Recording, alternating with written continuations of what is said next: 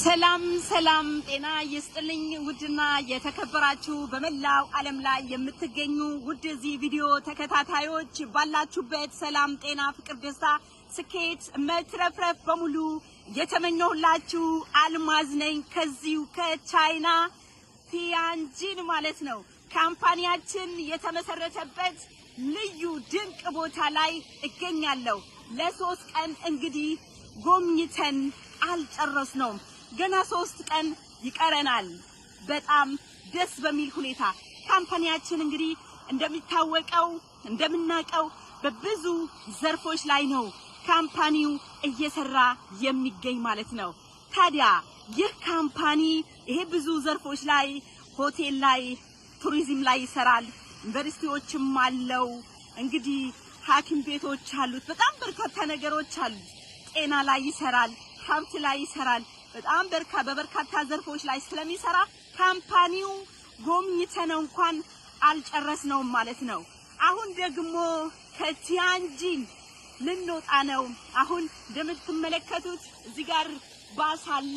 የቲያንስ ባስ ማለት ነው። ወደ ዩኒቨርሲቲው ሊወስደን ሊያስጎበኘን ነው። አስጎብኚ ቀርጾልን ማለት ነው። ዋው እጅግ በጣም ያስደስታል። በእርግጠኝነት ከዚህ ዓለም አቀፍ ኢንተርናሽናል ካምፓኒ ጋራ በመስራታችሁ ደስታ፣ ኩራት ሊሰማችሁ ይገባል ማለት ነው። በጣም ትልቅና ግዙፍ ካምፓኒ ውስጥ ነው እየሰራን ያለነው። እንኳን ደስ አላችሁ። ፍርሃቶቻችሁን፣ ጥርጣሬዎቻችሁን ከውስጣችሁ አስወግዱ። ሰዎች ብዙ ይላሉ፣ ብዙ ያወራሉ፣ ግን ደግሞ አትስሟቸው። ምክንያቱም ካምፓኒው ያልጎበኙ ትክክለኛ መረጃ የሌላቸው ዕውቀት የሌላቸው ሰዎች ብዙ ይፈላሰፋሉ፣ ብዙ ያወራሉ። እንግዲህ ውሾችም ይጮሃሉ፣ ግመሎችም ይሄዳሉ የሚል አባባል አላቸው አረቦች። ትክክል ናቸው። ለውጥን የማይፈልጉ ስኬት የማይፈልጉ ሰዎች ሁሌም ኔጌቲቭ አመለካከት አላቸው። መልካም አመለካከት የላቸውም። ስለዚህ ከነሱ ጋር አንጮህም። እኛ ምንድነው የምናረገው? ህልማችንን እናሳካለን። 1 ስቴፕ 2 ስቴፕ እያልን ከፍ እያልን እናድጋለን። እነሱ በዛው በቅጥር ህይወት ውስጥ ይኖራሉ ማለት ነው። ስለዚህ ምርጫችሁ ምንድነው? ስኬት ነው ወሬ?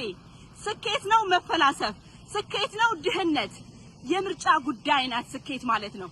እኔ ግን ምርጫዬ ስኬት ናት ብዬ ወደ ስኬት ከፍ እያልኩ ነው ያለሁት።